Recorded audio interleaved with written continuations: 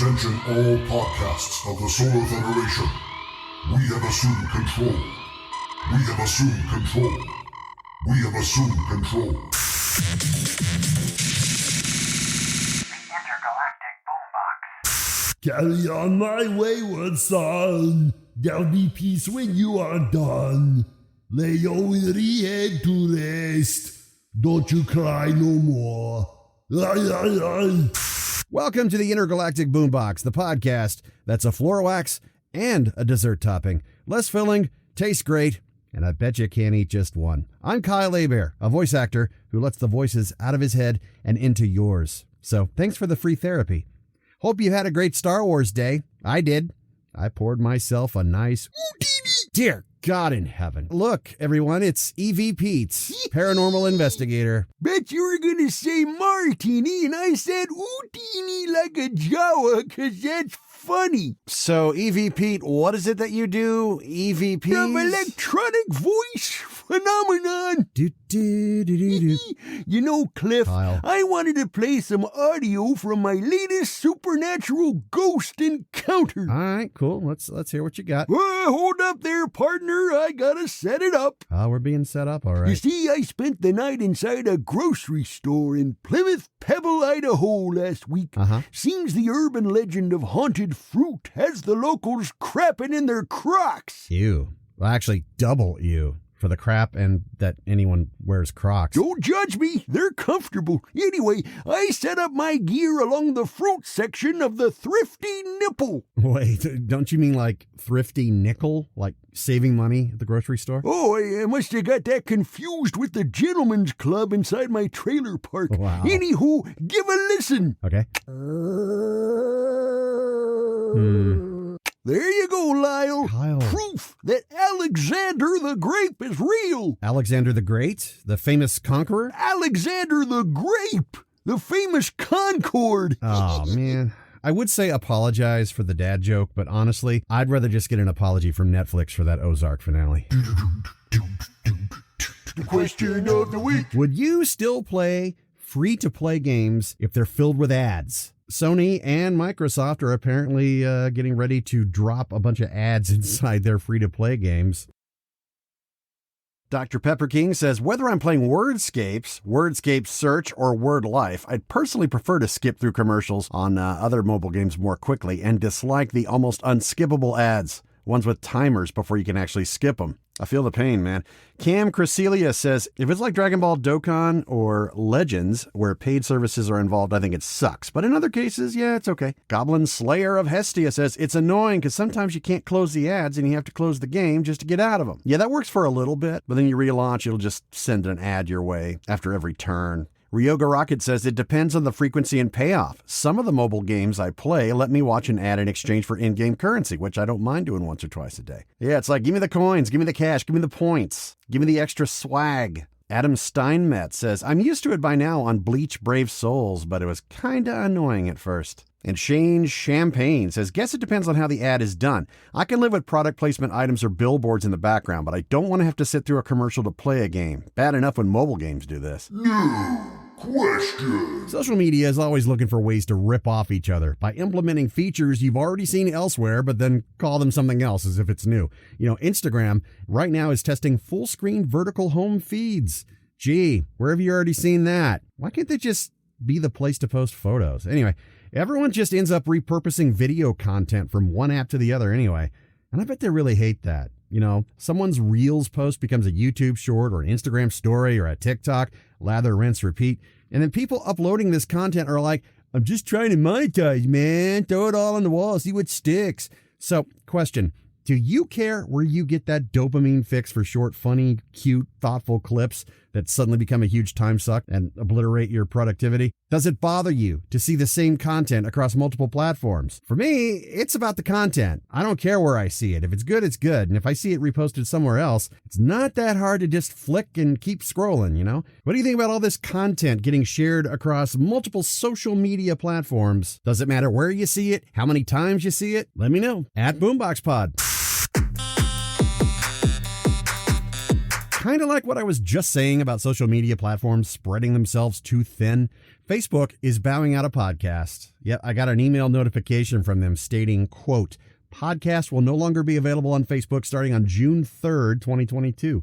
Your existing podcast will remain available and new episodes will continue to publish until that date. Starting today, you will not be able to link or publish any new podcasts. Well, all right then. It seemed like kind of a weird idea to stick a podcast player on Facebook, and it looks like Twitter might be adding that in the near future. But on Facebook, it was never intuitive or easy for show discovery or for podcasters really to get their content listed efficiently or elegantly. Facebook never updates its users with any stats either. So like I've had this podcast linked to my Facebook page, Kyle Aber VO, wink, and I have no clue how many streams or downloads there have been. I figured people for the most part would want to stick to podcast players for podcast content, but I have run into those who would like listening to podcasts on YouTube. This show, the Intergalactic Boom Box, is on my YouTube channel, youtube.com/Kyle Aber VO, and I do see some activity there, but nobody has been talking about podcast on Facebook for months. It's like they set it into motion last year and they let it fizzle. It's like someone on their team was like, hey, remember when people would pimp out their MySpace page with songs and video content that would crash your browser, be really annoying, and then everything would play at full volume? Yeah, let's do that with podcasts, but make it way less intrusive. So less intrusive that apparently nobody noticed it was even there. Besides, I recommend listening to this and other podcasts on a Podcasting 2.0 app from newpodcastapps.com. How's that for a segue? Snag a free player app. Enjoy an enhanced experience and support content creators in-app as you stream their shows. No third-party banks, credit card companies, no middlemen. Join the Podcasting 2.0 movement. You'll be glad you did. 10-second literal trailer presents Obi-Wan Kenobi. Leave us alone, Kenobi. The boy must be trained. What, like you trained his father? Ooh, burn. Yes, ooh, burn. Speaking of, is that bacon I smell, Owen? What? Nothing, never mind. Hello there, Obi-Wan Kenobi, the fan service. Series, streaming on Disney Plus on May 27th.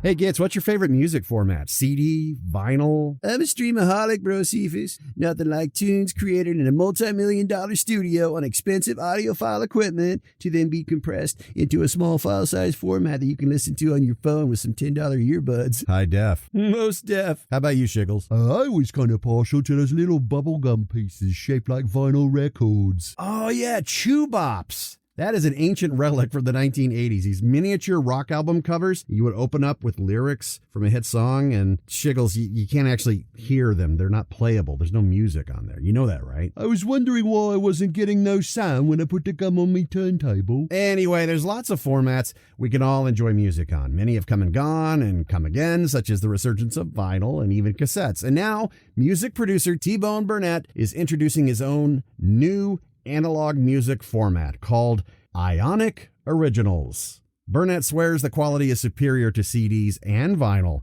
and it even looks like the two mesh together. Wait a tick, does it come with bubblegum? Shiggle, stop thinking, man. You'll hurt yourself. Oh, right. Thanks for looking out for me, bruv. It's what I do, nephew. Check the link in the show notes to see Burnett holding up a silvery disc that looks like a CD and a vinyl album. It's lacquer painted onto aluminum. Aluminium. Oh, great. Don't get him started. Burnett says Ionic Originals are unique in that they're one of a kind. So like NFTs, but not a scam? Probably not a scam, but I don't see these going anywhere.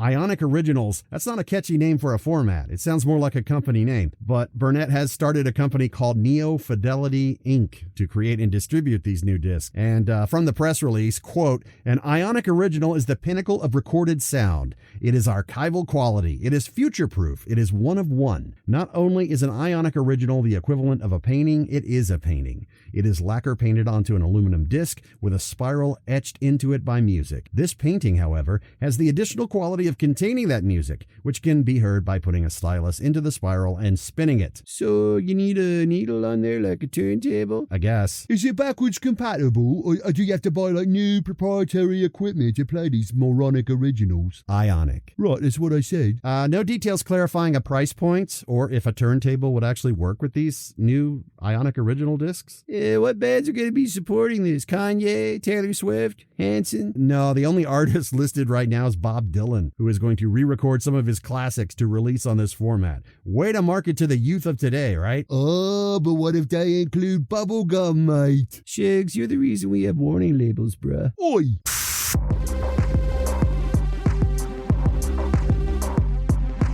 Audio dramas continue their surge in popularity amongst podcasts and audiobooks.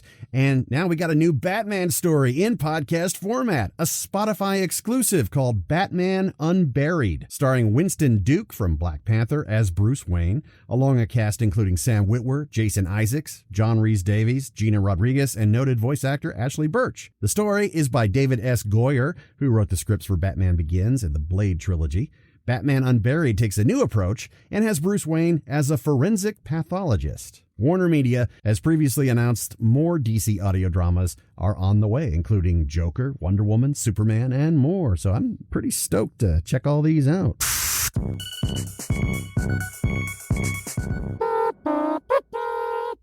Conspiracy here, live from my top-secret underground bunker in Pahrump, Nevada. Temporarily relocated to a treehouse in some random backyard. Kind of forgot to pay the electric bill. Between you and me and this podcast app you're listening on, I think the power company is actually being run by the Illuminati. But that's another story for another time. It's time for all the news you can't use. Page 1. Rob and Gracie Jones were shocked by a discovery inside their Crystal Lake, Illinois home built in 1959. They were renovating a toilet paper fixture and ended up finding a rolled-up bag inside the wall. What did they find? No, not the remains of Jason Voorhees' latest victim. That'd be too clever.